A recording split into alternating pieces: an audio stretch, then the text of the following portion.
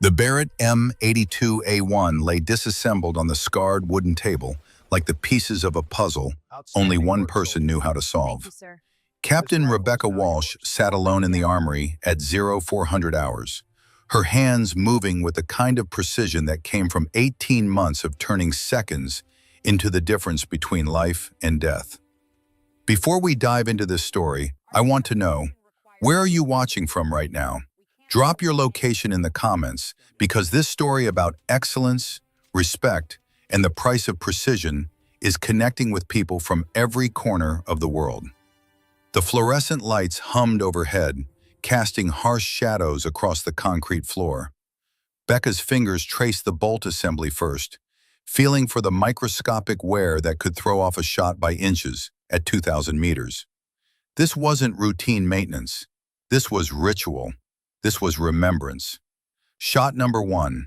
Taliban commander Kandahar province, 1,640 meters. The bolt had cycled smoothly that day, ejecting the spent cartridge as a man fell from a rooftop where he'd been coordinating mortar fire on a village market. 200 civilians went home that night because of 4.2 seconds of bullet flight time and a wind calculation that had to account for a 15-mile-per-hour crosswind through a mountain pass. She set the bolt aside and picked up the trigger assembly. Her hands trembled slightly, a tremor she developed somewhere between shot 30 and shot 41. The Army psychiatrist had called it normal stress response to sustained combat operations.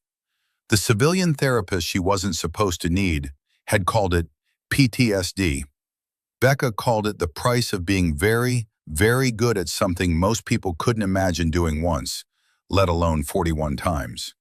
The M82A1 was a beast of a rifle, 29 pounds loaded, firing .50 caliber BMG rounds that cost $35 each and could punch through engine blocks, light armor, concrete walls. Effective range of 1,800 meters in the manual, but Becca had confirmed kills at 2,180. The weapon had a presence, a weight that went beyond its physical mass. It demanded respect. It demanded precision. It demanded that you understood what it meant to reach out across distances most people couldn't even see clearly and end someone's life with mathematical certainty. She reached for the barrel last, running a cleaning patch through with the kind of care most people reserved for newborns. This was the heart of everything. 33 inches of chrome molybdenum steel, rifled with precision grooves that spun a 661-grain bullet at 2,799 feet per second. Any imperfection, any carbon buildup, any heat stress fracture, it all translated to failure at distance. Shot number 41. Syrian border, 2,180 meters, her longest. A technical truck with a mounted heavy machine gun racing toward a refugee convoy that had nowhere to run on the open desert highway. She'd had 8 seconds to calculate elevation drop, wind deflection, the Coriolis effect from the Earth's rotation, and the temperature differential between the 94-degree air at her position and the cooler air at 2,000 meters downrange. The bullet had taken 4.8 seconds to arrive. The truck had swerved, flipped, and 40 families had lived to reach the Turkish border. 41 confirmed eliminations. The number felt heavy in her mind, heavier than the rifle, heavier than the gear she'd carried through 18 months of deployment. Each one had been necessary. Each one had been justified. Each one had been a human being who woke up that morning not knowing a woman they'd never see was about to make them past tense with a mathematical equation and a steady trigger press. The door exploded inward with a metallic bang that made her flinch, though her face showed nothing. Years of training suppressing the startle response, even as her heart rate spiked. General Marcus Shepard strode into the armory like he owned not just the building, but the air inside it. 62 years old, 6'2", with the kind of bearing that came from 4 decades of telling people what to do and having them do it. His dress uniform was parade ground perfect, boots shined to mirrors, 4 stars gleaming on his shoulders. Behind him came his entourage, A young captain with a tablet taking notes, two lieutenants whose job seemed to be nodding at appropriate moments, and Colonel Thaddeus Garrett bringing up the rear with the expression of a man watching a car accident in slow motion. Becca kept her eyes on her rifle, continuing to reassemble the lower receiver as if she were completely alone. Her fingers moved with practiced economy, each piece clicking into place with the satisfaction of precision machinery built to tolerances measured in thousandths of an inch. "What do we have here?" The general's voice boomed across the armory, echoing off concrete walls designed to contain the sound of gunfire. His boots struck the floor in quick, purposeful steps, crossing the 30 feet to her table like a ship closing on a harbor. His eyes locked onto the M82 immediately. You couldn't miss it. The rifle dominated the table, its components arranged in perfect order from front to back. Barrel assembly, upper receiver, bolt carrier group, lower receiver, buttstock, bipod, scope. Each piece clean enough to eat off, each positioned exactly where it needed to be for reassembly. "Beautiful weapon," Shepard said, reaching out to pick up the barrel assembly without asking, without acknowledging her presence beyond the fact that someone had conveniently laid out an expensive rifle for his examination. Barrett M82A1, 50 caliber anti-materiel rifle. Effective range of 1,800 meters. In the right hands, he hefted the barrel, examining the chrome-lined bore with the appreciation of someone who knew enough to be dangerous. This baby can take out vehicle engines, pierce light armor, disable radar installations. Becca's hands continued their work on the lower receiver, fingers sliding the trigger assembly into place with a soft click. She said nothing. The general hadn't asked a question, hadn't addressed her directly. He was performing, using her rifle as a prop in a demonstration for his staff. "I qualified expert marksman back in my day," Shepard continued, warming to his subject. The two lieutenants smiled, nodding along like dashboard ornaments. "Different era, different equipment. We use the M21 system, modified M14, 7.62 NATO. Maximum effective range about 800 meters in perfect conditions. But the principles, the fundamentals, those don't change. Breath control, trigger squeeze, reading the wind. This rifle here, though," he set the barrel down and picked up the bolt carrier group. "This is evolution. Same precision philosophy, exponentially more power. This weapon system costs $12,000. Each round runs $35. The military doesn't just hand these out like candy at Halloween." Colonel Garrett shifted his weight behind the general, his jaw tight. He'd been Becca's first instructor at sniper school 6 years ago, back when she'd been a freshly minted lieutenant who could barely make a 600-meter shot in training conditions. He'd also been in the TOC when she called in Shot 41, watching the drone feed as a technical truck carrying a PKM machine gun and 8 fighters flipped end over end across a Syrian highway. "So tell me, soldier," Shepard finally looked at her directly, his eyes moving from the rifle to her face, as if noticing for the first time that there was a person attached to the hands that had been working throughout his lecture. "How does a captain end up with one of these? Usually these weapons go to our most experienced specialists, soldiers who've proven themselves over years of combat deployment. They don't just—" The words died in his throat. His gaze had dropped from her face to her uniform blouse, to the rows of ribbons and badges that told the story of her service in colors and symbols. Combat Action Badge, Expert Infantry Badge, Ranger Tab, Airborne Wings, campaign ribbons from Iraq and Syria. But none of that was what made him stop talking mid-sentence, like a record player suddenly unplugged. It was the pin, small, bronze, easy to miss if you didn't know what you were looking for. Positioned above her ribbons, directly over her heart, a crossed rifle and lightning bolt, with a single 5-pointed star at the center. The armory went completely silent. Even the fluorescent lights seemed to stop humming. The young captain with the tablet froze mid-keystroke. The two lieutenants stopped nodding, their smiles sliding off their faces like water off glass. Colonel Garrett's tight jaw shifted into something that might have been a suppressed smile if you knew him well enough to read the micro-expressions of a man who'd spent 35 years keeping his thoughts to himself.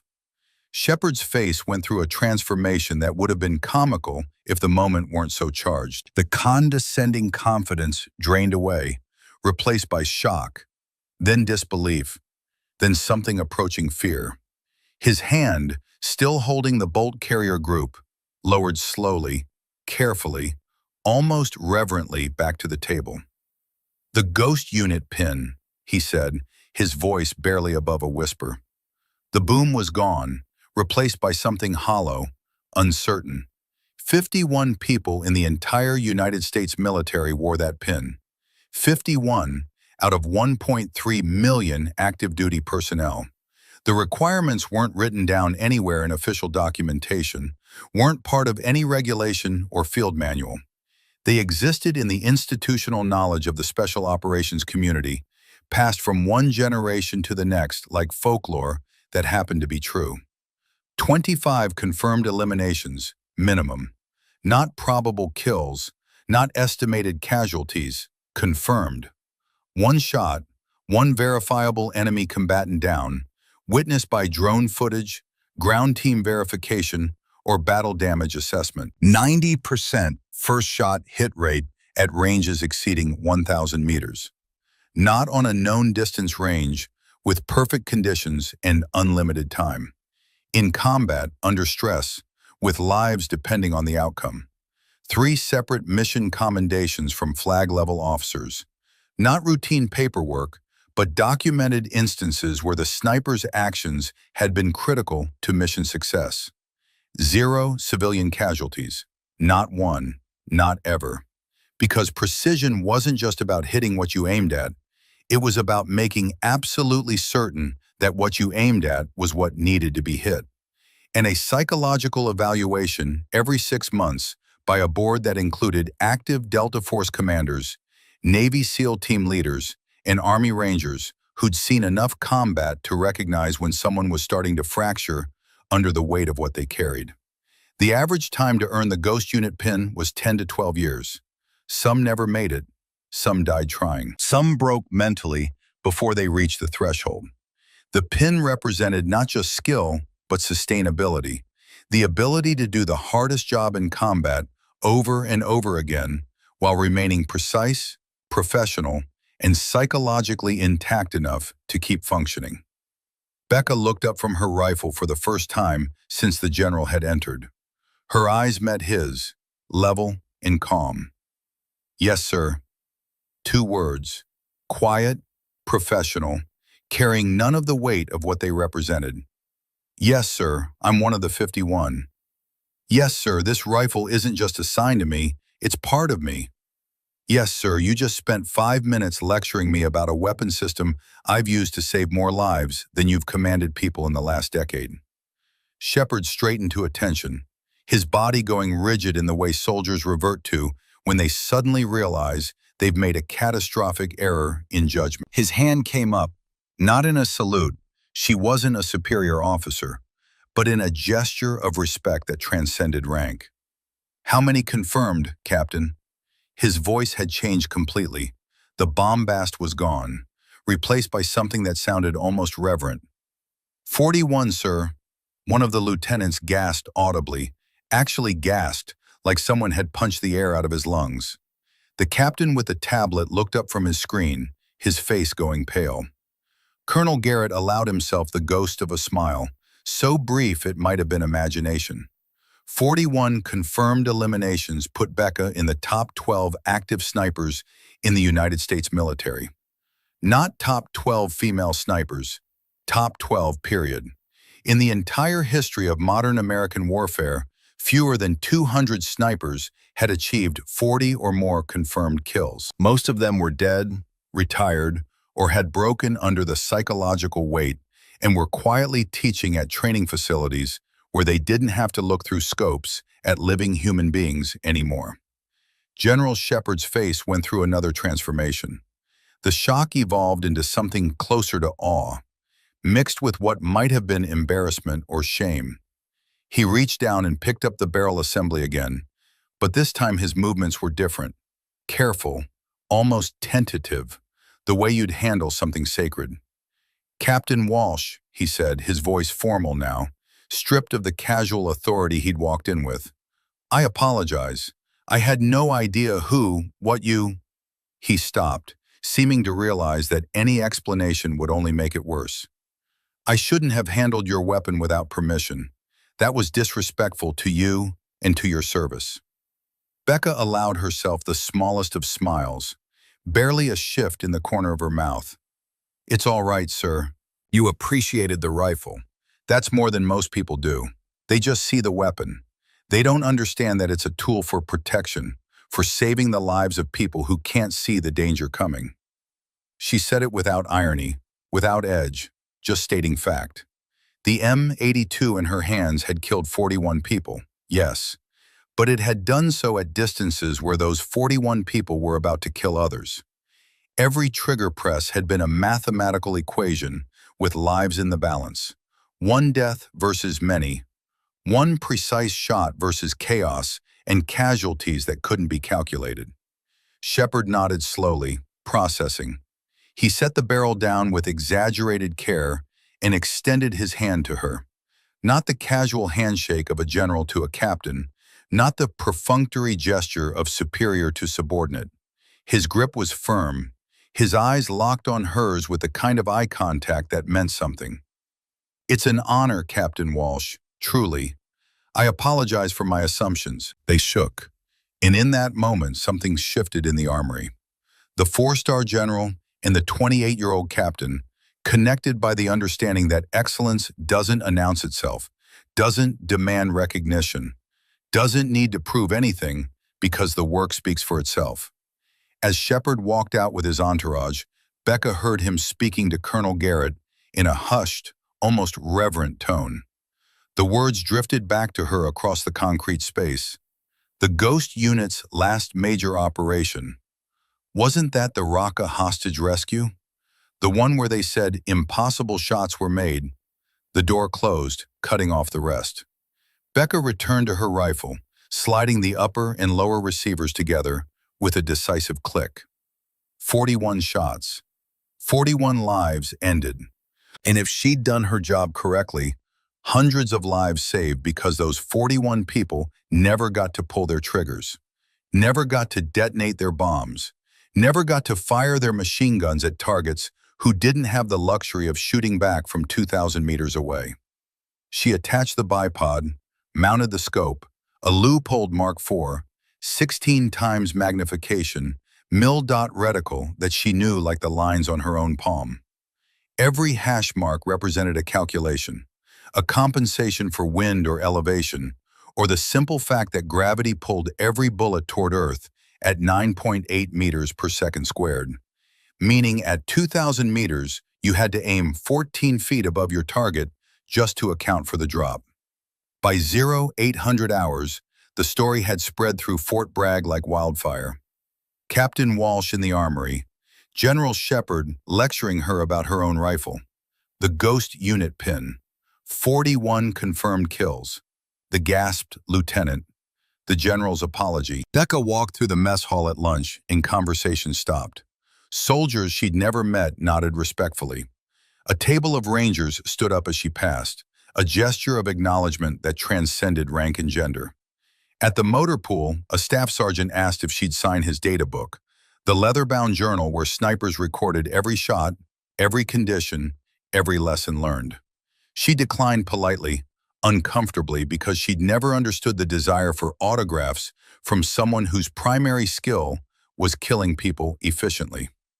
Colonel Garrett found her on the range that afternoon, watching a class of new sniper students struggle with 800-meter shots in mild wind conditions. Most of them were missing by feet, their calculations off, their fundamentals shaky. They were good shots by conventional standards. They'd never be ghosts. "You made him look like an idiot, Walsh," Garrett said without preamble, settling into the observation position beside her. "I didn't do anything, sir. I was cleaning my rifle." "Exactly. You let your work speak. That's the ghost way. He paused, watching a student miss left by 3 feet, overcorrecting for a win that wasn't there. But Shepard's not the type to forget being embarrassed, especially not in front of his staff. Watch yourself. Noted, sir. They sat in silence for a moment, watching the students cycle through their attempts. Garrett had been doing this for 35 years, had taught hundreds of snipers, had watched dozens earn their tabs and their badges and their commendations. He'd taught 3 ghost unit operators, and 2 of them were dead now, killed not by enemy fire, but by their own hands years after their combat deployments ended, unable to carry the weight anymore. "How are you holding up?" he asked quietly. "Really?" Becca kept her eyes on the range. 41 shots, sir. Each one necessary, each one justified, each one exactly what needed to happen for other people to stay alive. "That's not what I asked." She was quiet for a long moment. Downrange, a student finally connected, the target indicator flashing to show a hit. The young man, couldn't be more than 23, pumped his fist in celebration. He had no idea what it felt like when the target was a person, when the celebration turned hollow in your mouth because you just ended someone's existence, and the only comfort was knowing it had been them or someone else. "I'm functional, sir. I complete my tasks. I maintain my standards. I'm here." "That's still not what I asked." Becca finally looked at him. Garrett's face showed the lines of 3.5 decades of this life.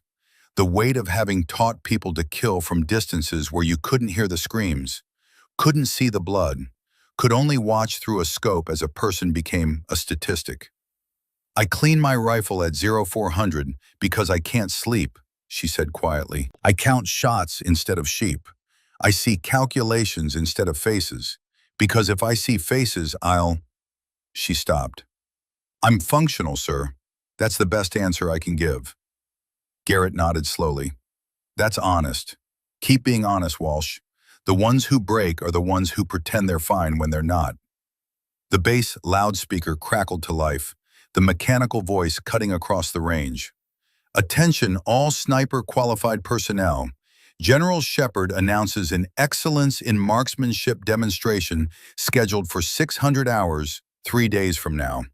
All qualified personnel are invited to participate. Competition details available at the range office." Becca and Garrett looked at each other. The message continued. "Competition will include long-range precision shooting at 1,000 and 1,500 meters. First place receives assignment to the new NATO multinational sniper training program in Stuttgart, Germany, as lead instructor. This is a prestigious posting with full relocation package." "He's setting you up," Garrett said flatly. "Let him try." "Walsh." "I said, let him try, sir." She stood, dusting off her pants. "I didn't ask for attention. I didn't ask for recognition. I just want to do my job. But if he wants to make this about something, if he wants to prove some point about who should or shouldn't be carrying an M82, then I'll show him what 41 confirmed kills actually means in practical terms." Garrett stood as well, his face troubled. "This isn't about proving anything. You've already proven everything that matters." "Then I'll prove it again, in front of witnesses, with his rules, his range, his equipment if he wants, because apparently 41 confirmed eliminations and a ghost unit pin aren't enough evidence that I might know what I'm doing with a rifle." She walked away from the range, heading back toward the armory. Her rifle needed to be stored properly, secured in the arms room, where weapons worth $12,000 lived when they weren't in the hands of people who'd proven they could use them to change outcomes at distances most people couldn't comprehend. 3 days, 72 hours to prepare for whatever Shepard had planned.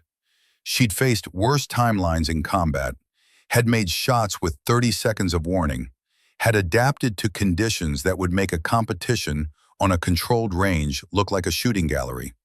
But as she walked across Fort Bragg in the fading afternoon light, her hands started trembling again, that slight shake that had nothing to do with muscle fatigue, and everything to do with 18 months of sustained combat operations, where every shot had been life or death, where every calculation had been perfect or fatal, where excellence hadn't been optional, it had been survival.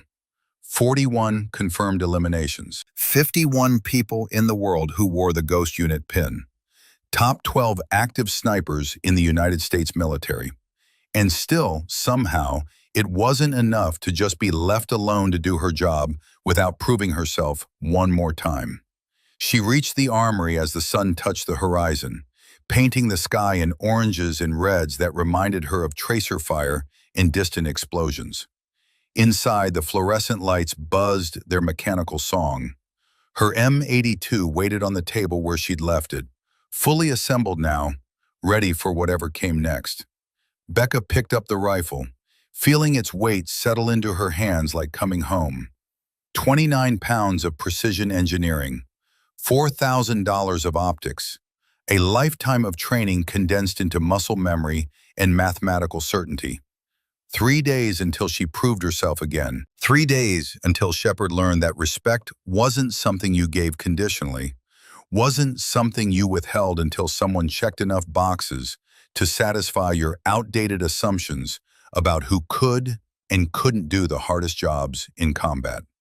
She secured the rifle in its case, spun the combination lock, and walked out of the armory into the gathering darkness. Somewhere in the distance, a training unit was running night exercises, their cadence call echoing across the base. Sound off, 1-2. Sound off, 3-4. 3 days. And then she'd remind Fort Bragg, remind General Marcus Shepard, and remind herself why 51 people wore the Ghost Unit pin, and why 41 confirmed eliminations meant she'd carried the weight of precision longer and better than almost anyone alive. The hardest shots weren't the ones at extreme distance. They were the ones you had to keep making, over and over, while carrying the weight of every shot that came before. The competition range sat on the eastern edge of Fort Bragg, a stretch of cleared ground that ran 1,800 meters from firing line to final target berm. At 0430 hours, with dawn still an hour away, Captain Rebecca Walsh stood at the 1,000-meter line, studying wind flags through night vision optics that turned darkness into grainy green daylight. 12 flags positioned every 100 meters, standard placement for range operations. But whoever had set them up didn't understand how terrain affected wind patterns. The range ran through a shallow depression between two tree lines, creating a natural channel that accelerated wind speed in the middle section while leaving the first and last 200 meters relatively calm. The flags showed consistent conditions, but Becca knew better. She'd shot in enough varied terrain to recognize when official indicators told comfortable lies. She walked the range perimeter for the third time in as many days, studying the elevation changes that weren't visible from the firing line. A 2-degree slope at 800 meters, barely noticeable but enough to add 6 inches of drop to a bullet's trajectory. A slight rise at 1,400 meters that would create updraft in morning thermals. These were the details that separated good shots from perfect ones, the knowledge that came from 18 months of shooting in conditions where perfect was the only acceptable standard. By 0500, other competitors began arriving, 12 in total, all male, ages ranging from 26 to 42. Most carried personal rifles in expensive cases, custom builds with hand-selected components, and thousands of rounds of practice behind them. They nodded to each other with the easy camaraderie of men who trained together, deployed together, understood each other's capabilities. Staff Sergeant Nolan Vance arrived precisely at 0515, his rifle case pristine, his uniform starched, sharp enough to cut paper. 33 years old, 10 years in special operations, Afghanistan veteran with 2 Bronze Stars and a Purple Heart from an IED strike that had killed his spotter and left him with scars that ran from his left shoulder to his wrist. He'd been a good sniper once, better than good, but 18 months of PTSD treatment and 3 failed relationships later, he was fighting to prove he still belonged in the community that had defined him since he was 23. He saw Becca standing alone near the equipment check station and walked over with deliberate purpose. His face carried the kind of expression men wore when they'd rehearsed what they were going to say, convinced themselves it needed to be said. "No hard feelings, Walsh," he said, voice pitched just loud enough for nearby competitors to hear. "But this is a different kind of pressure than combat. Sustained stress, physical endurance over repeated strings of fire, equipment reliability. This is where training and experience separate from luck." Becca looked at him with eyes that had watched 41 people die through a magnified scope. She said nothing, just held his gaze until he looked away, uncomfortable with the silence he'd created. "I'm just saying," Vance continued, his rehearsed confidence wavering slightly, "combat conditions are chaotic, hard to verify exact circumstances. Competition removes all the variables, shows pure skill." "I know what competition shows," Becca said quietly. "I also know what combat shows. We'll see which one matters more in 3 hours." She walked away before he could respond, heading toward the equipment check station where Colonel Garrett was overseeing the rifle inspections. The competition rules were posted on a whiteboard. 3 shots at 1,000 meters, 3 shots at 1,500 meters, 2-minute time limit per sequence. Scoring based on hit accuracy plus time bonus. All shooting from unsupported prone position. No mechanical rests beyond standard bipods. And there, at the bottom of the rules list in fresh marker, all competitors will use issued base M82 A1 rifles, standard configuration, to ensure equipment parity. Becca stared at the rule, reading it 3 times to make sure she understood correctly. She couldn't use her personal rifle, the weapon she'd spent 6 years learning, the rifle whose quirks and tendencies she knew like her own heartbeat. Every barrel had unique characteristics, microscopic variations in the rifling that affected bullet trajectory.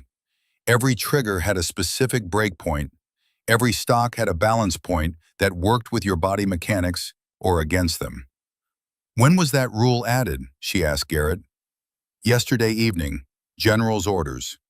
His face was carefully neutral, the expression of a man who disagreed with a decision, but couldn't say so officially.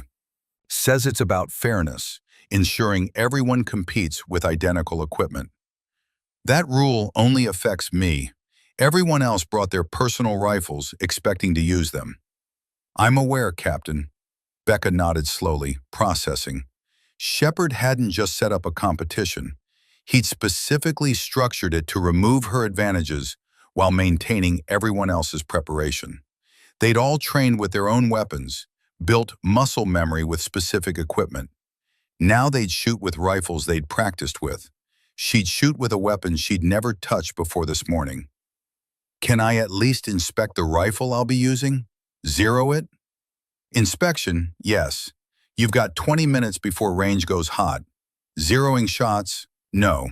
What you get is what you get, same for everyone." Except it wasn't the same for everyone, because everyone else had trained with these exact rifles over the past 3 days while she'd been walking the range studying wind patterns, assuming she'd be shooting with her own weapon. The rifle they issued her was mechanically sound, properly maintained, but it felt wrong the moment she picked it up. The trigger broke at 5.2 pounds instead of her customary 4.5. The stock was a half-inch longer than she preferred, forcing her to adjust her cheek weld. The scope was a standard Leupold Mark IV, same model as hers but a different unit, meaning the glass had slightly different clarity and the adjustments wouldn't be exactly where she expected them. She had 15 minutes to adapt to a weapon that wasn't hers, to build enough familiarity to make precision shots at distances where inches mattered. Other competitors were doing final equipment checks on rifles they knew intimately, making minor adjustments to systems they'd perfected over years. At 05:45, General Shepard arrived with an expanded entourage. Not just staff officers this time, but a dozen senior NCOs, several company commanders, and what looked like half the base's sniper-qualified personnel who'd come to watch. Word had spread. The ghost unit operator competing against conventional snipers. The woman who'd made the general look foolish, now having to prove it wasn't luck. Shepard took position at the observation area, his face professionally neutral, but his eyes sharp with interest. He nodded toward the firing line, and the range officer called out the first competitor. "Sergeant First Class Jameson Rhodes, you're up. 1,000-meter sequence. Time starts on your first shot." Rhodes was 35, a career sniper with 12 years experience and 2 deployments as a designated marksman. He settled into position with practiced ease, his personal rifle, a custom M110 he'd built himself, tucked into his shoulder like it was part of his body. The 1,000-meter targets were IPSC silhouettes, full-size representations of human torsos at distance. Rhodes's first shot broke at 43 seconds. The target indicator flashed green. Hit, center mass. Second shot at 78 seconds. Another hit. Third shot at 1 minute 16 seconds. Hit slightly left of center, but well within the scoring zone. Total time, 1 minute 16 seconds, 3 for 3 hits. Solid performance. The next 4 competitors ran their sequences. Mix of 2 and 3 hits, times ranging from 1 minute 18 to 1 minute 52. Good shooting, professional standards, the kind of performance that would be respected in any unit. Then they called her name. "Captain Rebecca Walsh, firing line, 1,000-meter sequence." Becca walked to position 6, the slot they'd assigned her. Not random placement, position 6 was farthest from the wind flags, hardest to read conditions, worst angle on the targets. More small disadvantages, more tests to pass. She settled into prone position, feeling the unfamiliar rifle against her body. Wrong length, wrong weight distribution, wrong trigger. She had 2 minutes to make 3 shots that would be compared against men who trained specifically for this moment with equipment they knew perfectly. Behind her, she heard whispered conversations, odds being discussed, speculation about whether combat performance translated to competition. She tuned it out, falling into the mental space where nothing existed except the scope, the target, and the mathematical certainty of ballistics. Wind check. Flags showing 10 miles per hour left to right, but she could see the flags in the middle section moving faster, 12 to 14. Temperature 41 degrees Fahrenheit, creating density altitude that would increase drop by 0.3 mils compared to standard conditions. Humidity 72%, minimal effect. Range angle negligible at this distance. She chambered around, feeling the bolt's resistance, slightly tighter than her rifle, requiring more force. The action closed with a solid click. Through the scope, the target was clear, the IPSC silhouette sharp against the berm backdrop. First shot calculation. 10 miles per hour wind required 1.2 mils right windage. Temperature and humidity added 0.3 mils elevation. Cold bore shot from an unfamiliar barrel meant uncertainty. She added 0.2 mils to account for potential differences between bore sight and actual zero. Breath control, full inhale, exhale halfway, natural respiratory pause where your lungs are empty but not straining. Trigger finger pad on the center of the trigger face. Straight rearward pressure building gradually, steadily, letting the shot surprise you even though you knew exactly when it would break. The rifle bucked against her shoulder, heavier recoil than her weapon, the muzzle brake not quite as efficient. She stayed in the scope, watching for impact, cycling the bolt without looking away from the optics. 1.2 seconds of flight time at this distance, the bullet arcing through space at 2,800 feet per second, shedding velocity to air resistance, dropping to gravity, drifting to wind. Target indicator flashed green. Hit, center mass. Time, 1 minute, 4.3 seconds. She noted how the rifle had behaved. Slightly more vertical stringing than expected, the barrel whip creating a different harmonics pattern than her weapon. She adjusted her hold, compensating for what she'd learned from one shot. Wind check again, shifting now, 12 miles per hour steady. She added 0.1 mil right windage, kept elevation the same since the barrel was warming slightly, which would increase velocity and flatten trajectory. Second shot, breath control, trigger press, recoil management. The rifle spoke, the sound echoing across the range. Flight time, watch the impact. Green flash, hit, center mass. Time, 1 minute, 48.7 seconds total. One more shot, 37 seconds left on the clock. Most competitors had used their full 2 minutes, taking time to ensure each shot was perfect. Becca had built-in speed from 18 months of shooting, where hesitation meant someone died, where fast and accurate was the only standard that mattered. Wind increasing, 14 miles per hour now, the morning thermals building as the sun crept toward the horizon. She added 0.2 more mils windage, accounting for the gusting she could see in the vegetation at 600 meters. Third shot, perfect respiratory pause, trigger breaking clean at 2 pounds. Follow through maintaining position as the rifle recoiled. The bullet flew through morning air that was warming by the minute, tracking toward a target 1,000 meters away, where a 2-inch deviation meant the difference between hit and miss. Green flash, dead center. Total time, 1 minute, 27.5 seconds. 3 for 3 hits, fastest time so far, with a rifle she'd picked up 20 minutes ago. The observation area went quiet. Becca cleared her weapon, locked the bolt back, and stood up from position. Her hands were steady now, the tremor gone, replaced by the calm that came from muscle memory overriding doubt. Behind her she heard Shepard's voice, too quiet to make out words, speaking to someone with a tone that might have been surprise or might have been irritation. The competition continued through the remaining shooters.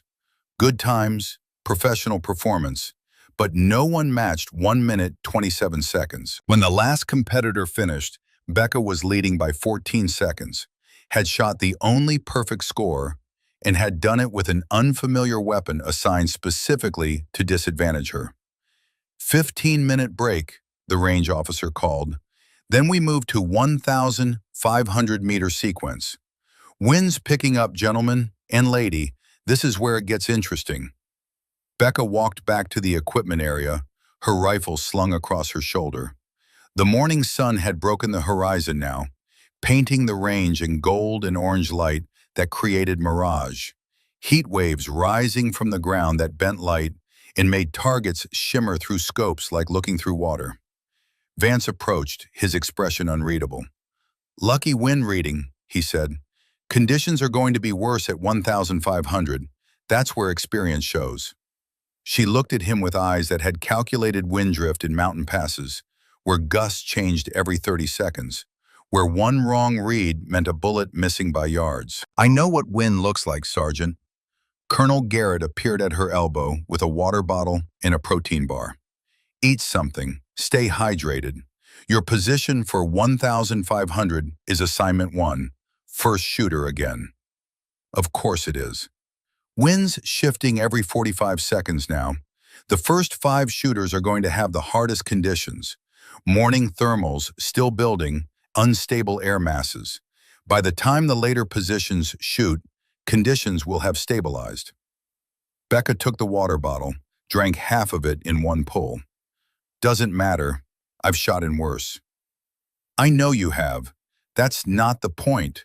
The point is, Shepard's creating conditions where you have to be significantly better than everyone else just to place equal. You need to decide if proving him wrong is worth—" "It's not about proving him wrong," Becca interrupted. "It's about showing that 41 confirmed eliminations means something. That the ghost unit pin isn't decoration. That when the military says someone is qualified to do the hardest job we ask people to do, maybe we should trust that qualification instead of making them prove it over and over because it doesn't fit our assumptions about what excellence looks like." Garrett nodded slowly. "Fair enough. Just remember, you've got nothing left to prove to people who matter, only to people who don't." The 15 minutes elapsed like 15 seconds. Range officer called positions for the 1,500-meter sequence. This was where the competition separated amateurs from professionals, where wind readings stopped being formulas and started being art, where tiny miscalculations turned into feet of error at impact. Captain Walsh, firing line, 1,500-meter sequence. She returned to the firing line, settled into prone at position 1. The targets were barely visible to naked eye, tiny silhouettes that shimmered in the morning heat. Through the scope at 16-power magnification, they resolved into clear shapes, but the mirage made them dance and waver. Becca chambered the first round, feeling the bolt's resistance, and something was wrong. The resistance was uneven, a slight catch halfway through the stroke that hadn't been there during the 1,000-meter sequence. She cycled the action twice more, feeling carefully. There it was again, a microscopic hesitation like something was catching. She ejected the round and ran her finger inside the chamber, feeling along the steel walls. Her fingertip caught on something rough. Fresh tool marks, deliberate scratches in the chamber surface that would create irregular pressure when the case expanded during firing. Not enough to cause a catastrophic failure, but enough to affect accuracy by creating inconsistent chamber pressure that would translate to velocity variations. Someone had sabotaged her rifle. Time was ticking, 30 seconds before she had to begin firing or forfeit. She could call foul, demand an inspection, prove the damage. But that would look like making excuses, would give Shepard and everyone watching a reason to dismiss her performance. Or she could adapt. 41 combat shots, 18 months of shooting in conditions where perfect wasn't optional. She'd made kills with damaged optics, bent barrels, ammunition that was out of spec. The chamber defect would cause random dispersion, probably 0.4 to 0.6 mils, in an unpredictable pattern. She'd have to compensate through tighter wind reading, perfect fundamentals, and accepting that she couldn't eliminate the variable, only minimize it. 15 seconds. She chambered around, settled into position, and began her calculations. Wind reading, 15 to 18 miles per hour gusting, shifting direction every 45 seconds. She watched the mirage through her scope, seeing the actual air movement rather than trusting the flags. Current wind at target was 17 miles per hour, quartering from left at 35 degrees. Mathematics, 1,500 meters, 0.50 BMG, traveling at 2,799 feet per second from the muzzle. Shedding velocity to drag, dropping to gravity at 9.8 meters per second squared. Total drop, 6.2 mils elevation. Wind drift at 17 miles per hour quartering, 2.8 mils right. Temperature and humidity adjustments, plus 0.4 mils elevation. Chamber defect creating random dispersion, she held an additional 0.5 mils right, gambling that the inconsistent pressure would push shots in that direction. First shot broke at 58 seconds. The rifle's recoil felt wrong, slightly sharper than before, confirming the chamber was creating irregular pressure. Flight time, 3.1 seconds at this distance. She watched through the scope as the bullet arced through unstable air, crossing through thermal layers that pushed and pulled at its trajectory. Target indicator, green flash, slightly off-center but solid hit. Time, 58 seconds. She'd learned something. The defect pushed right by approximately 0.4 mils, not the 0.6 she'd anticipated. She adjusted her hold for the second shot, compensating for what the damaged chamber was doing to her bullets. Wind check, gusting now to 19 miles per hour, shifting more to direct crosswind. She added 0.3 mils right windage for the increased velocity, subtracted 0.4 mils to counter the chamber defect she'd measured on shot 1. Second shot, perfect respiratory pause, trigger breaking through the heavier pull she'd grown accustomed to, follow through. The rifle barked, the sound rolling across the range. 3.1 seconds of flight time while she held position, watching through the scope. Green flash. Better placement, closer to center. Time, 1 minute, 34 seconds total. One shot left, 26 seconds on the clock. Wind was building with the morning thermals, gusting to 20 miles per hour, but she could see a pattern now. Every 45 seconds the gust peaked, then dropped to steady 12 miles per hour for about 15 seconds before building again. She waited, watching the mirage, counting seconds in her head. 12 seconds, gust building, 15 seconds, peak, 18 seconds, starting to drop, 22 seconds, 12 miles per hour steady, now. Final shot calculation, accounting for reduced wind, accounting for chamber defect, accounting for barrel temperature rise from 2 previous shots. She held the crosshairs exactly where 18 months of combat shooting told her they needed to be. Let her breath settle into the natural pause, press the trigger straight back. The rifle fired. 3.1 seconds of flight time across 1,500 meters of unstable morning air. The bullet tracking toward a target the size of a torso at a distance where most people couldn't clearly see what they were aiming at. Green flash, dead center. Total time, 1 minute, 42.8 seconds. 3 for 3 hits with a sabotaged rifle. Second fastest time. Perfect score under conditions designed to make her fail. Becca cleared her weapon, stood up, and turned around to face the observation area. Every eye was on her. Shepard stood with his arms crossed, his face unreadable. Colonel Garrett looked like he was trying not to smile. The dozen spectators who'd come to watch were silent, processing what they'd just seen. She walked to the equipment check station, her rifle still slung across her shoulder. When she reached Garrett, she spoke loud enough for everyone nearby to hear. The rifle was sabotaged, chamber filed down. I adjusted. Silence rippled across the observation area. Shepard strode forward, his face darkening. That's a serious accusation, Captain. Yes, sir, it is. She ejected the magazine, cleared the chamber one final time, and handed him the rifle. Fresh tool marks in the chamber. Someone worked this within the last 12 hours. The base armorer stepped forward, took the rifle, and examined the chamber with a borescope. His face went pale as he angled the scope to catch the light. She's right, sir. Deliberate scoring. This was done with a precision file, probably sometime after midnight when the arms room was secured. Shepard's jaw tightened. His eyes swept across the assembled competitors, landing on each face, looking for guilt or uncertainty. Who had access to the arms room overnight? Only myself and Staff Sergeant Vance, sir, the armorer said quietly. We were conducting inventory. Every head turned toward Vance. He stood at position 12, his face cycling through shock, denial, and then something that looked like resignation. For a long moment, nobody spoke. Wind rattled through the range flags, creating a lonely sound in the silence. Then Vance stepped forward, his shoulders sagging. It was me, sir.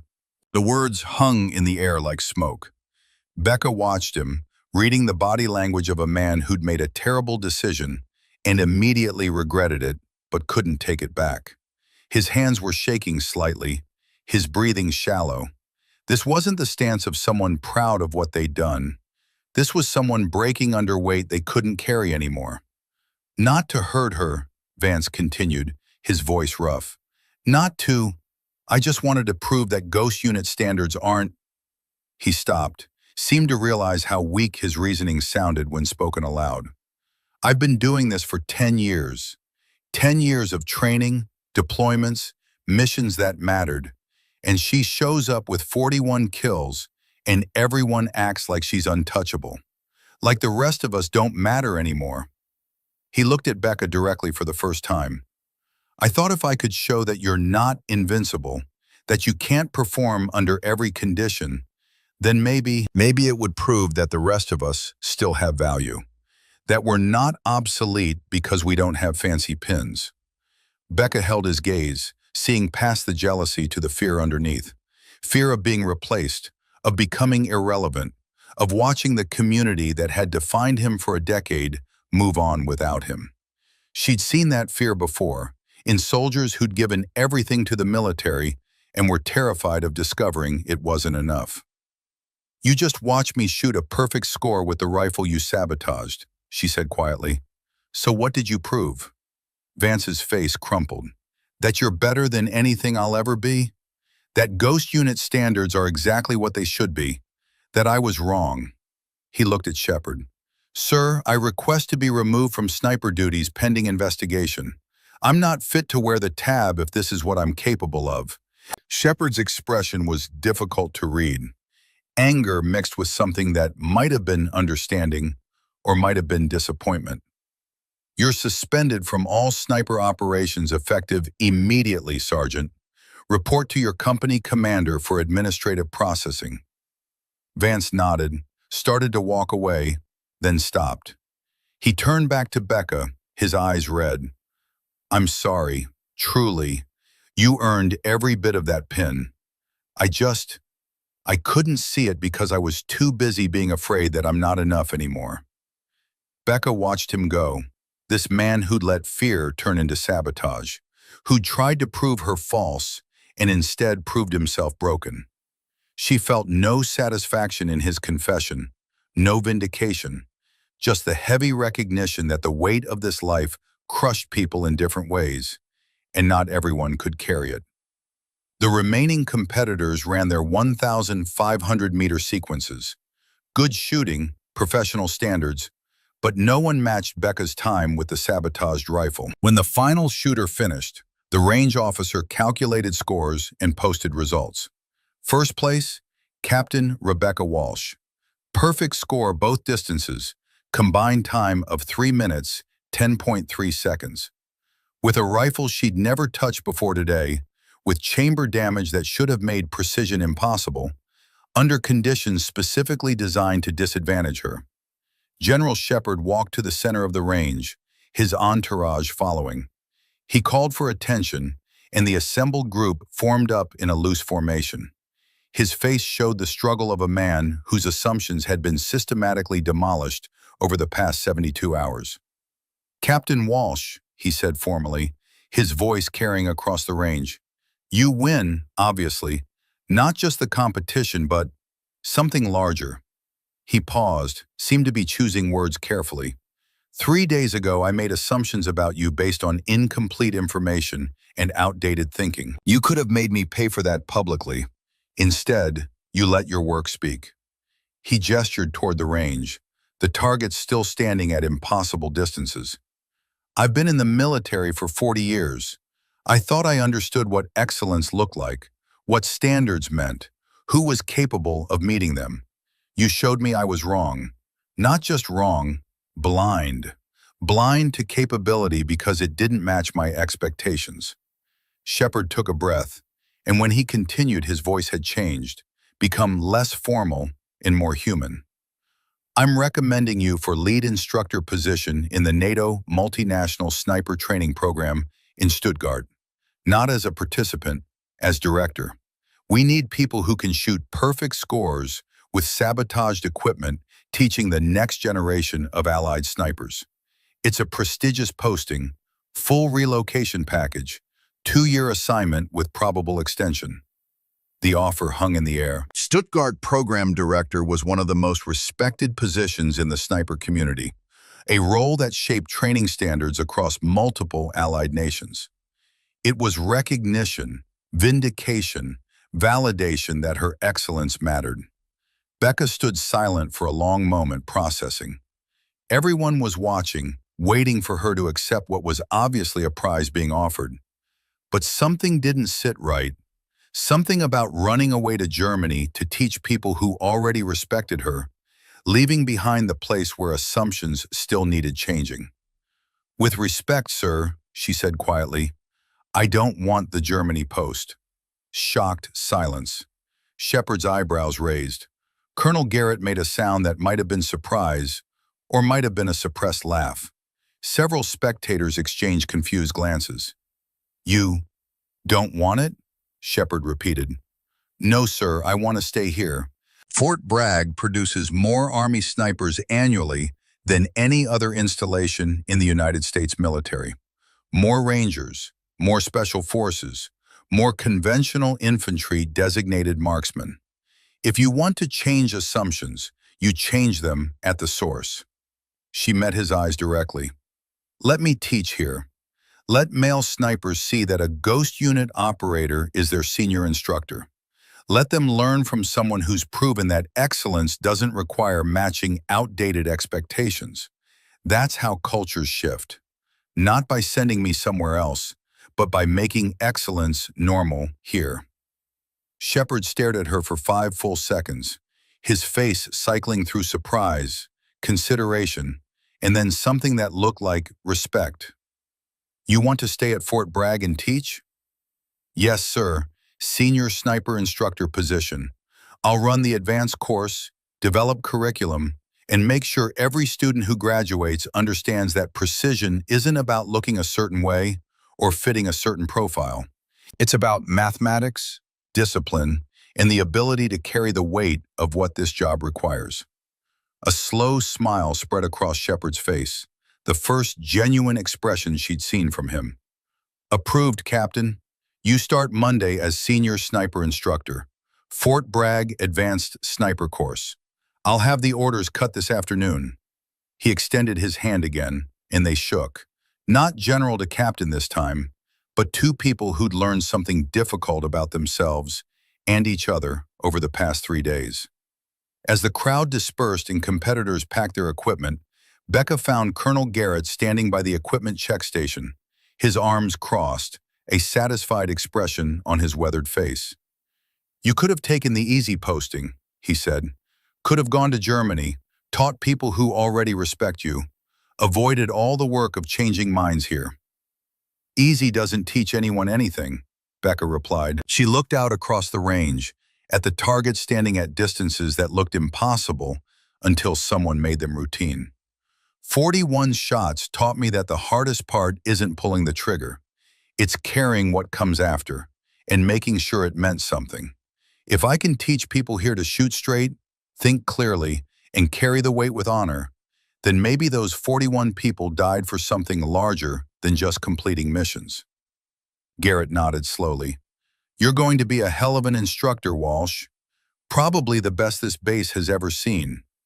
That's the plan, sir. That's exactly the plan. She walked off the range as the sun climbed higher, warming the North Carolina morning into something that felt like a new beginning. In 3 days, she'd gone from cleaning her rifle alone in an armory to proving that excellence didn't need permission, didn't require matching expectations, didn't have to justify itself beyond the work. Monday morning, she'd start teaching. And every student who passed through her course would learn what she'd learned in 18 months of combat and 3 days of proving herself. That the ghost unit pin wasn't about being invisible. It was about being present when it mattered most, precise when lives depended on it, and strong enough to carry the weight of what that precision cost. 10 weeks had passed since the competition, and Captain Rebecca Walsh stood at the front of a classroom that smelled like gun oil, stale coffee, and the particular tension that came from 16 highly trained soldiers wondering if they were about to waste 3 months of their lives. Advanced Sniper Course, Fort Bragg, the most demanding precision shooting program in the United States Army. 16 students selected from hundreds of applicants, 14 men, 2 women, ages ranging from 24 to 38. Every single one of them Ranger qualified or Special Forces. Every single one skeptical that a 28-year-old captain could teach them anything they didn't already know. Becca stood at the whiteboard covered in ballistic coefficient formulas, atmospheric density calculations, and wind deflection tables that looked more like advanced calculus than shooting. She wore her standard duty uniform, the ghost unit pin positioned exactly where regulations specified, above ribbons that told the story of 18 months in places most Americans couldn't find on a map. The students sat in uncomfortable plastic chairs, their body language broadcasting doubt, arms crossed, legs stretched out, eyes that tracked her movements with the kind of skepticism that came from men who'd spent a decade being told they were elite and were now being asked to learn from someone who looked like their younger sister. Sergeant First Class Jamison Rhodes sat in the back row, 35 years old, 12 years as a designated marksman, 2 combat deployments where he'd made shots that earned him a Bronze Star with Valor device. His arms were crossed so tight his biceps bulged against his uniform sleeves. Next to him sat Specialist Marcus Hendricks, 26, a Ranger sniper who'd earned his tab at 23 and had been the golden boy of his battalion until he got orders to this course. In the front row, trying to look confident but failing, sat Private First Class Elizabeth Thornfield, 24 years old, fresh from completing Ranger School, where she'd been one of 3 women in a class of 96, where she'd heard every variation of "you don't belong here" that the human mind could devise. She'd passed on her second attempt, recycling through mountain phase after a navigation failure that she'd obsessed over for 6 months. Now she was here, trying to prove she belonged in a sniper course where the standards didn't care about gender, but where the students definitely did. Becca let the silence stretch for 30 seconds, watching them, reading body language, identifying who would be a challenge and who would be an ally. Then she spoke, her voice calm and conversational, like they were discussing the weather rather than life and death at extreme distances. "What's your longest confirmed kill, Sergeant Rhodes?" Rhodes uncrossed his arms, sat up slightly straighter. Being called out first could be a challenge or an acknowledgement. He chose to treat it as respect. 940 meters, ma'am. Afghanistan, 2019. Taliban squad leader coordinating ambush on supply convoy. M110 rifle, 7.62 NATO, 12-mile-per-hour crosswind, mountain terrain. "Good shot," Becca said neutrally. "Mine is 2,180 meters. Syrian border, 2023. Technical truck with mounted PKM, racing toward refugee convoy on open highway. Barrett M82, 50 caliber, 18-mile-per-hour quartering wind. Had 8 seconds to calculate and shoot before the truck reached effective range of the convoy." The classroom went completely silent. Rhodes's face shifted from skepticism to calculation, his mind doing the mathematics of what 2,180 meters actually meant. At that distance, you couldn't hear the shot impact. You couldn't see details of your target without high magnification optics. You were shooting at something so far away that the Earth's rotation affected bullet trajectory. "So I can teach you how to make shots at distances you didn't think possible," Becca continued. "But more importantly, I can teach you how to make the impossible shot when your equipment fails, when conditions are wrong, when everything says you should miss, but you can't afford to because lives depend on it. Because that's what separates good snipers from great ones. Not the perfect shot on the perfect day, the perfect shot when everything is broken and you still have to deliver." She turned to the whiteboard, picked up a marker. "This course is 3 months long. 60% of students fail, not because they can't shoot. You all qualified expert marksmen just to get here. You fail because you can't think, can't adapt, can't handle the weight of what this job actually requires." Becca wrote 3 words on the board in large letters: precision, adaptation, burden. Precision means understanding that at 1,500 meters, a 1-mile-per-hour error in wind reading translates to 18 inches of miss. It means knowing that temperature affects air density, which affects drag, which affects trajectory.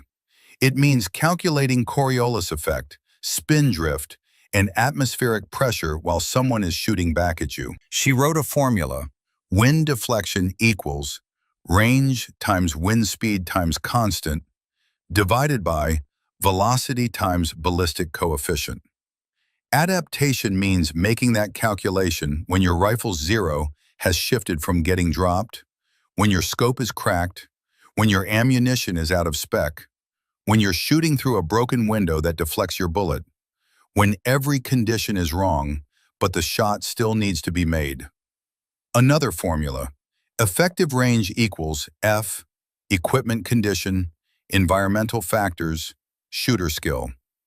And burden means carrying what comes after.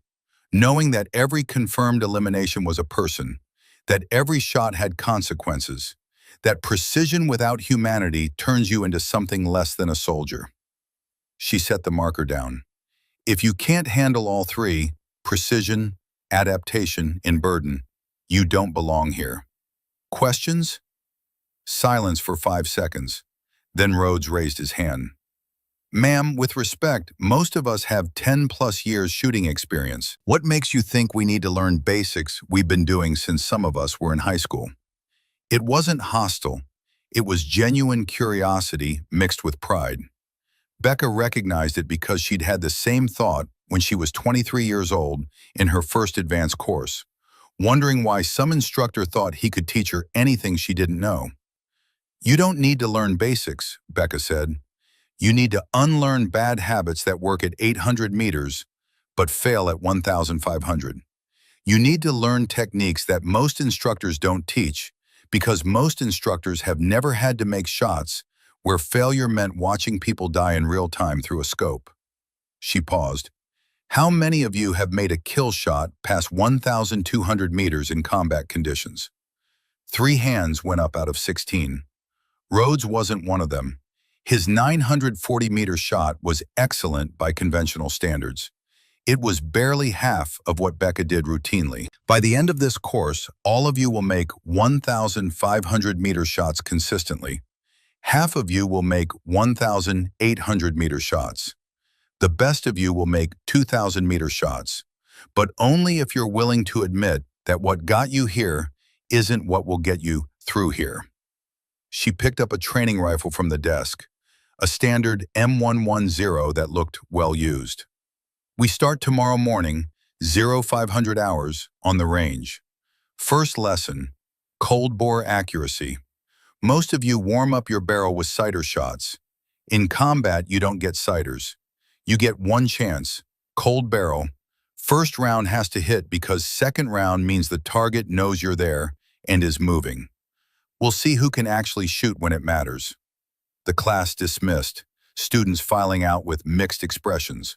Most still skeptical, a few thoughtful. Thornfield remained seated, waiting until everyone else had left. She approached the desk where Becca was organizing training materials, her face showing the particular anxiety of someone who'd spent 6 months being told they weren't good enough and had started believing it. Ma'am, can I ask something? Go ahead, Thornfield.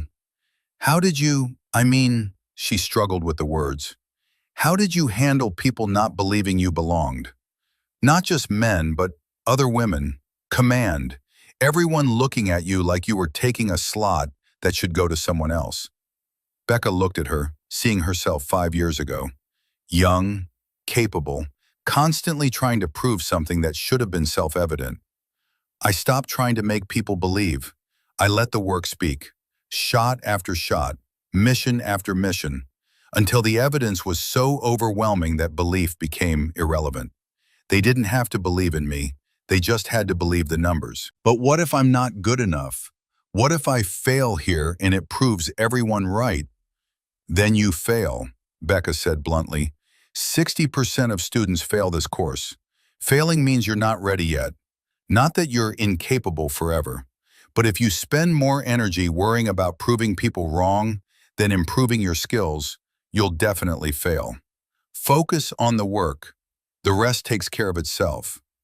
Thornfield nodded slowly, processing. She had the look of someone who'd been fighting so hard against expectations that she'd forgotten to focus on the actual job.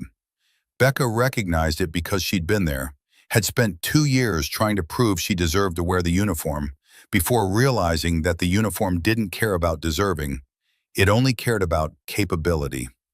The next morning at 0500 hours, 16 students assembled on the range in darkness, breath fogging in the 40-degree pre-dawn air. Becca had set up 16 shooting positions, each with a rifle and 5 rounds of ammunition. The targets were at 1,000 meters, barely visible in the dim light. Cold bore accuracy, Becca announced, her voice carrying across the silent range. 1 shot each, cold barrel, No warm-up rounds, no practice. Just you, the rifle, and the target. This tests your ability to calculate and execute when conditions aren't perfect, when your equipment hasn't been verified, when you don't get a second chance.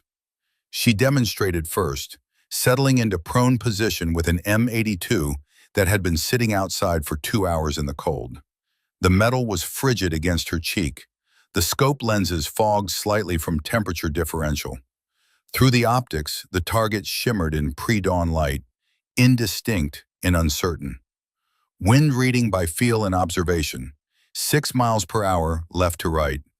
Temperature 38 degrees, creating increased air density. Cold barrel meant the first shot would impact slightly lower than a warm barrel due to different harmonics. She added zero point 0.2 mils elevation to compensate, held 1 mil right for win. The shot broke clean. 4.2 seconds later, the target indicator flashed green. Dead center hit, cold bore, in conditions most people wouldn't attempt. Your turn, Becca said, standing and clearing the rifle. 5 attempts each. We'll see who can actually shoot under pressure. The students cycled through positions. 16 shooters, 5 attempts each, 80 total shots. The results were educational in the way that failure teaches better than success. Rhodes, 2 hits out of 5. Both at the edge of the scoring zone, neither centered. His calculations were good, but his follow-through was weak, jerking the trigger on cold-bore shots because he didn't trust his fundamentals. Hendricks, 3 hits out of 5, better, but he rushed his shots, trying to prove speed mattered more than precision. 2 misses were wind-reading errors, where he trusted the flags instead of observing actual conditions. Thornfield, 1 hit out of 5.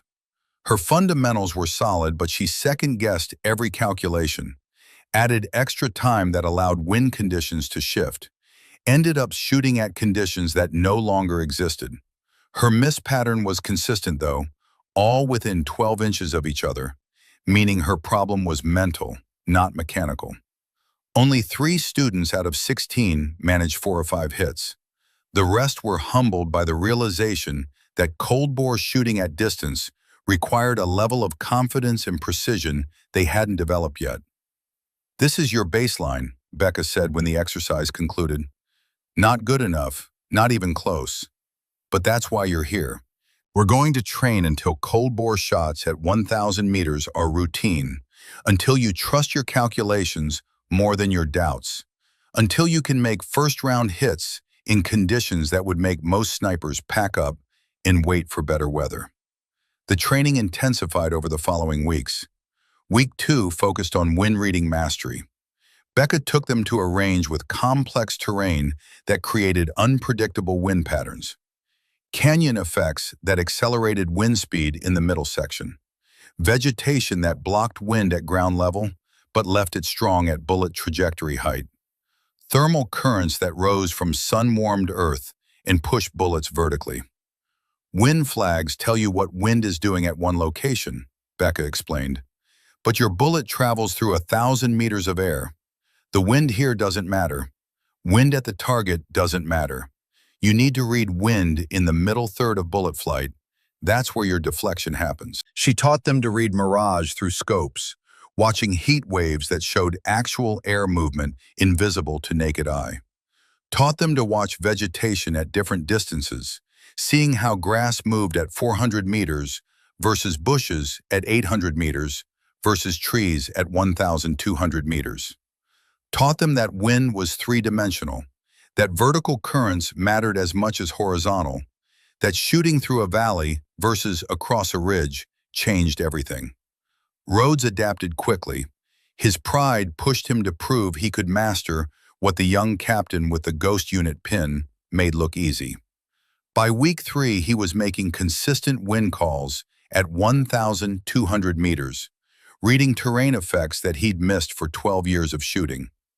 Week 4 introduced equipment failure scenarios. Becca deliberately gave students rifles with issues, loose scope mounts that shifted zero, damaged optics that created parallax errors, worn barrels that sprayed shots inconsistently, triggers that broke heavy and unpredictable. Your rifle will fail, she told them. Scope will break. Barrel will foul. Ammunition will be substandard. Can you still make the shot? Hendricks discovered his scope mount was loose halfway through a string of fire at 1,500 meters. Instead of requesting a replacement, he remembered Becca's competition story about the sabotage chamber. He calculated how much the loose mount was shifting his zero, added compensation to his hold, and finished the string with 3 out of 5 hits. Not perfect, but functional despite equipment failure. Now you're thinking like a ghost, Becca told him afterward. Perfect equipment is a luxury.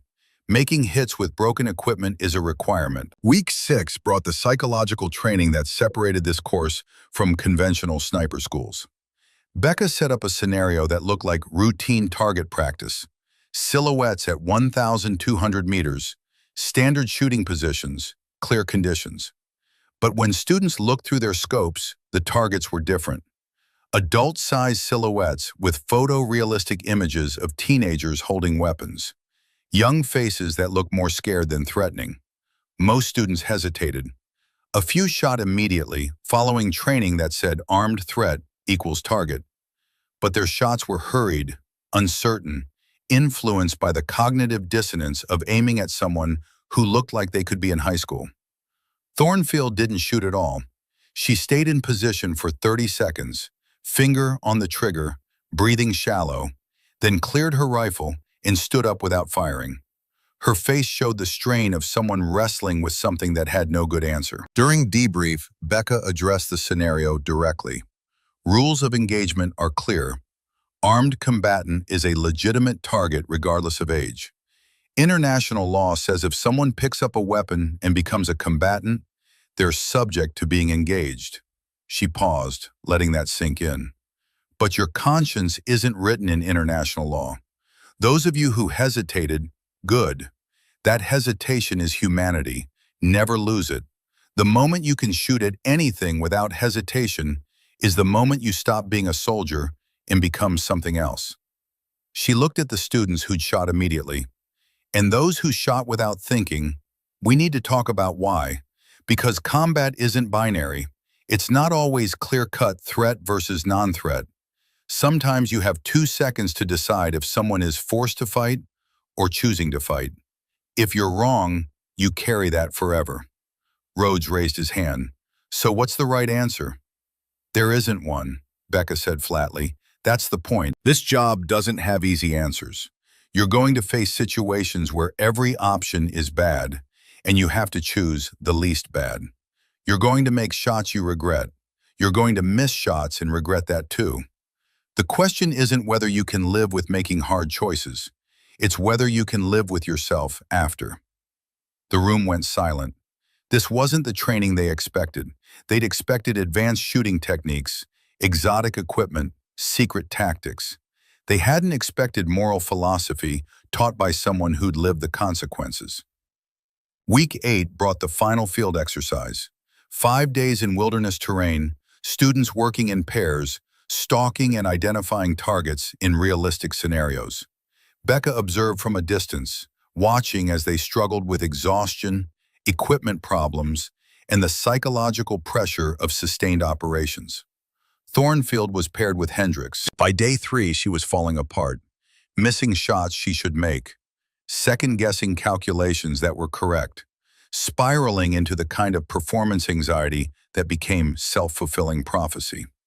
After she missed a 1,400-meter shot that should have been routine, she broke down, frustrated tears cutting tracks through the dirt on her face.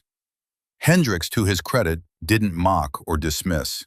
He'd grown over 8 weeks, learned something about leadership from watching someone smaller and younger teach him things he thought he knew.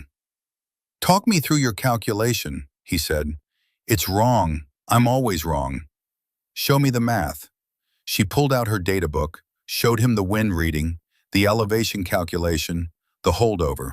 Her mathematics were perfect. Her execution was solid. She'd just gotten unlucky with a wind shift at the exact moment of shot release. "Your calculation was right," Hendricks said. "Wind changed. That's luck, not skill. Set up for the next shot. I can't. I'm going to fail this course. Everyone's going to be right that I don't belong here. Captain Walsh told us she missed shots in her first advanced course, Hendricks said. You know what she learned? Missing teaches you more than hitting. So what did you just learn from that miss? Thornfield was quiet for a moment, processing. That wind in canyon terrain shifts faster than open ground. That I need to shoot immediately after I read a favorable condition instead of waiting to double check. Good. Now make the next 3 shots and prove you learned something. She did. 3 hits out of 3, increasingly confident, building on success instead of drowning in failure. When Becca reviewed their performance that evening, she pulled Hendricks aside. That was good leadership with Thornfield today. Learned it from watching you, ma'am. The way you teach isn't just about shooting, it's about building people up instead of tearing them down. That's the only kind of leadership that matters in this community, Becca said. We're only as strong as our weakest link. Making someone feel worthless doesn't make them perform better. Teaching them to learn from failure does. Week 10 brought an unexpected visitor to the range. Staff Sergeant Nolan Vance appeared during a training session, wearing civilian clothes, jeans and a flannel shirt that hung loose on a frame that had lost 20 pounds since the competition. He looked older, tired, but somehow more settled than he'd been 10 weeks ago. Becca saw him standing at the observation area and walked over during a break. The students watched with curiosity, knowing the story of the sabotaged rifle, wondering what this meeting would look like. Sergeant Vance, Becca said neutrally. Captain Walsh, he took a breath. I came to ask if I could guest lecture. About failure. About what happens when you can't shoot anymore. She studied him for a long moment. What would you tell them? That I spent 10 years defining myself by what I could do. And when I couldn't do it anymore because of PTSD, I broke. That I tried to sabotage you because I was terrified of becoming obsolete. That the shame of what I did was the thing that finally made me get help. Real help, not just VA appointments I skipped. He met her eyes. That you saved my life, just not with a rifle. You recommended me for intensive therapy. It's been 10 weeks of the hardest work I've ever done. Harder than any deployment. Becca considered. The students were watching, listening. This could be valuable, or it could be disaster. She decided to trust her instinct. Talk to them about the weight, she said. That's what they need to understand. Vance addressed the class that afternoon, speaking with the raw honesty of someone who'd hit bottom and was clawing his way back.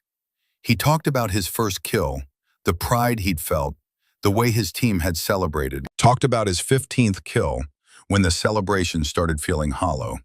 Talked about his 23rd kill, when he started having nightmares.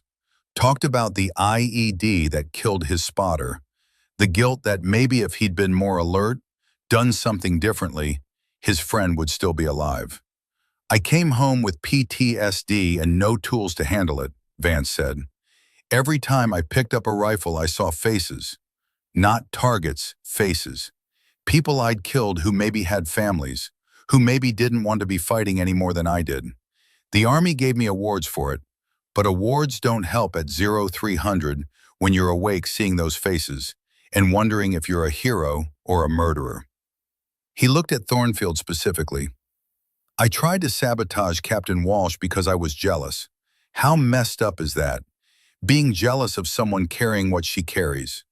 But that's what happens when we make this job only about the numbers. When we celebrate kills instead of acknowledging that every kill has a cost, even when it's justified. Vance described his therapy, the cognitive behavioral techniques, the medication he'd resisted for years, the group sessions with other combat veterans who were fighting the same battles. Captain Walsh could have let me disappear after I got caught. Instead, she personally called the VA, got me into a program, checked on me to make sure I was going. She showed me that strength isn't hitting every target. Strength is admitting when you're broken and getting help. When he finished, the classroom was silent. Then Rhodes started clapping, slow and deliberate. Others joined, not celebrating Vance's failure, but acknowledging his honesty, his courage in coming back to face the people who knew what he'd done. After Vance left, Becca addressed the class. That's the other side of this job, the side they don't put in recruiting posters. Some of you will make dozens of kills and be fine. Some will make one kill and break. There's no predicting it. But if you take one lesson from this course, take this. Getting help isn't weakness. Admitting you're struggling isn't failure. The ones who break permanently are the ones who pretend they're fine when they're not. Graduation came in week 12. All 16 students passed, though 3 barely made the minimum standard. Rhodes graduated top of the class, his pride channeled into actual excellence rather than defensive superiority. Hendricks placed third, his natural talent finally matched with discipline. Thornfield graduated 7th out of 16, middle of the pack, but with fundamentals so solid that Becca knew she'd continue improving long after the course ended. The ceremony was held on the same range where Becca had competed 10 weeks earlier. General Shepard presiding, Colonel Garrett presenting certificates, dozens of spectators who'd heard about the new instructor who was changing Fort Bragg's sniper culture. Shepard gave a speech about excellence in standards, about how the best programs were taught by the best practitioners. Then he did something unexpected, called Becca to the front. Captain Walsh, front and center. She stepped forward uncertain. This wasn't in the ceremony program. 3 months ago, I stood in an armory and made assumptions about you, Shepard said, his voice carrying across the assembled group. I was wrong about you, about women in combat sniper roles, about what excellence looks like when it doesn't match your expectations. He paused. This past week, the Ghost Unit Review Board convened to evaluate your service record.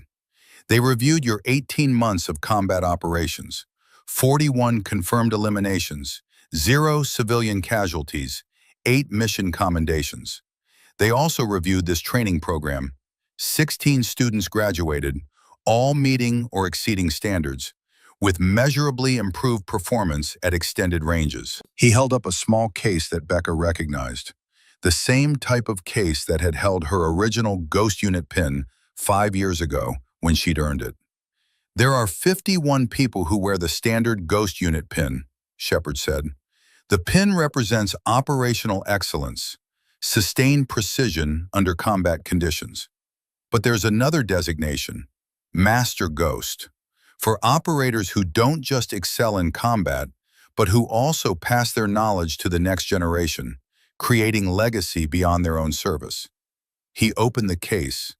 Inside was a Ghost Unit pin identical to Becca's, except instead of 1 star at the center, it had 2. Only 12 people in history have earned Master Ghost designation, Shepard continued. 41 combat eliminations, plus training 16 new snipers to excellence, equals legacy.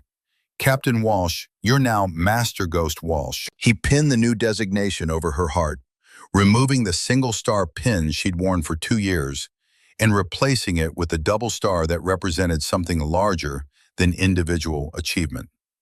The assembled group erupted in applause. Her students, who'd started skeptical and ended convinced. Senior NCOs, who'd watched her change Fort Bragg's culture in 12 weeks. Junior officers who now had proof that excellence transcended demographic expectations. Becca accepted the pin with mixed emotions playing across her face. Pride, yes, but also weight. Recognition that 41 people dead plus 16 students trained meant her responsibility was expanding, not shrinking. More people would depend on her knowledge. More lives would be affected by whether she taught well or poorly. 3 months later, Becca received updates that validated her teaching. Rhodes had been selected for advanced instructor development, requested to return to Fort Bragg to co-teach the next cycle. Hendricks earned a slot in Ranger Sniper Instructor course, his leadership during field exercises cited as exemplary. Thornfield, the one everyone doubted, made a 1,680-meter combat shot in her first deployment, saved a convoy from ambush, and sent Becca a message. You taught me to trust my calculations more than my doubts. Thank you. Vance completed his therapy program, found work as a VA peer counselor, helping other combat veterans navigate PTSD. He called Becca once to say, "You showed me that broken doesn't mean finished. I'm teaching others that now." The legacy wasn't just in shots made or students passed. It was in the culture shift. Fort Bragg's sniper program now emphasized psychological resilience alongside marksmanship, required mental health check-ins as standard practice, and measured success not by body counts, but by precision, adaptability, and the ability to carry weight without breaking. After the ceremony, as crowds dispersed and students packed their equipment, Becca found herself alone in the armory at 0400 hours the next morning. Old habits died hard. The ritual of cleaning weapons, of remembering what they represented, called to her in the quiet pre-dawn darkness. Her M82 lay on the familiar scarred table. 29 pounds of precision engineering, 41 confirmed eliminations, 2 years of ghost unit operations, and now 16 students who carried forward what she'd taught them. She heard the door open behind her. Soft footsteps, 2 sets, Colonel Garrett and General Shepard, both looking like they hadn't slept either.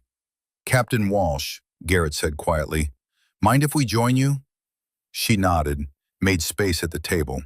Shepard sat across from her, his 4-star uniform replaced with a simple duty uniform that made him look less like a general and more like a soldier who'd been doing this job for 40 years. They sat in silence for a moment, the 3 of them, connected by the understanding of what weapons like this represented. Then Shepard spoke, his voice softer than Becca had ever heard it. "I never told you this story," he said. "Desert Storm, 1991. I was a staff sergeant, designated marksman with 2nd Armored Division. I made an 800-meter shot on an Iraqi officer who was coordinating defensive positions." He paused, his hands resting on the table. "They celebrated me. Unit record for longest kill. I spent 30 years being proud of that shot." He looked directly at Becca. "Then I met you. Watched you carry your work with honor and weight, not pride. You remember every shot not as a score, but as a life ended and other lives saved." His voice caught slightly. "That Iraqi officer was 19, conscripted, had a wife and baby daughter. I spent 3 decades proud of that shot without thinking about who he was, what his family lost." Tears tracked down Shepard's weathered face. "That's the difference between a marksman and a ghost. You taught me what I should have understood 40 years ago, that every trigger pull ends a person, not just a target, and that deserves to be carried with weight, not celebrated." Becca reached across the table and placed her hand over Shepard's. Not subordinate comforting superior, not young comforting old. Just one person who carried weight touching another person who'd finally acknowledged their own burden. Garrett spoke for the first time, his voice rough with emotion. "I taught 3 ghost unit operators over 35 years. 2 of them are dead now. Suicide, both of them, years after combat ended. They carried the weight alone because we taught them to be strong, to suck it up." He looked at Becca. "You're teaching something different. Teaching that carrying the weight together, acknowledging the cost, admitting when you're struggling, that's real strength." Becca felt the weight of both men's confessions, the vulnerability they were showing. She thought about her ritual, the cleaning at 0400 hours, the counting of shots instead of sleeping. "Every one of the 41 has a name, a story," she said quietly, her hands moving through the familiar cleaning ritual. "Not to feel guilty, every shot was justified, necessary, but to remember that justification doesn't erase the human cost. They were people who made choices that forced me to make choices. That deserves to be remembered with both honor and weight." Shepard nodded slowly. "How do you teach that? How do you prepare someone for carrying that kind of weight?" "You don't," Becca said honestly. "You can't prepare someone for what it feels like to watch a person die through a scope. You can only teach them that when it happens, when they start carrying that weight, they're not alone. That seeking help isn't weakness. That remembering the cost doesn't mean you did something wrong. She picked up her new Master Ghost pin from where she'd set it on the table, studying the 2 stars that represented combat and teaching. This pin doesn't mean I'm invincible. It means I survived long enough to pass forward what I learned. And what I learned is that the hardest shot isn't at 2,000 meters. It's knowing when not to pull the trigger. It's carrying the weight and teaching others to shoot straight, while also teaching them to carry the weight with honor instead of pride. Garrett stood, walked to the wall where training certificates from decades of courses hung in frames. You're changing the culture here, Walsh. These walls have seen thousands of snipers trained over 50 years. Most graduated learning to kill efficiently. You're teaching them to kill precisely and carry it humanely. That's revolutionary. It's necessary, Becca corrected. We can't keep training people to celebrate body counts and then acting surprised when they break 10 years later. That changes now, here, with every student I train. Shepard stood as well, composing himself.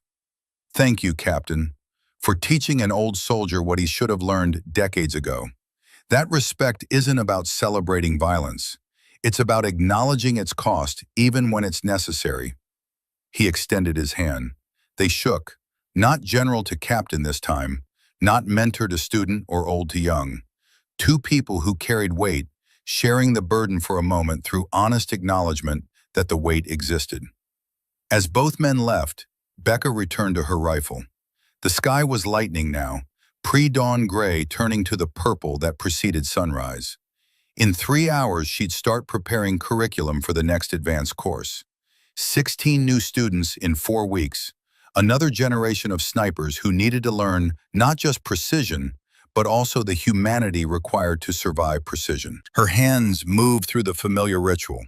Barrel cleaned, chamber inspected, bolt lubricated, scope mounted, rifle assembled. 29 pounds of engineering that represented 41 lives ended and hundreds of lives saved. A tool of protection that demanded precision, a burden that demanded honor. The sun broke the horizon, flooding the armory with golden light. Becca secured her rifle in its case, the 2-star Master Ghost pin catching light like a promise and a burden combined. Outside, Fort Bragg was waking up, formations running morning PT, their cadence calls echoing across the base. New students arriving for basic sniper courses. Officers heading to briefings where they'd make decisions about who deployed where and who carried which burdens. She walked out into that morning light, carrying her rifle case, wearing her pin, holding the weight of 41 remembered souls and 16 students trained to remember their own. 41 confirmed eliminations. 16 students graduated with 3 more classes scheduled. And the understanding that excellence wasn't about perfection. It was about carrying the burden with honor, teaching others to do the same, and ensuring that precision never came at the cost of humanity. The hardest shots weren't at impossible distances. They were the ones you carried forever, and the wisdom to teach others how to carry theirs.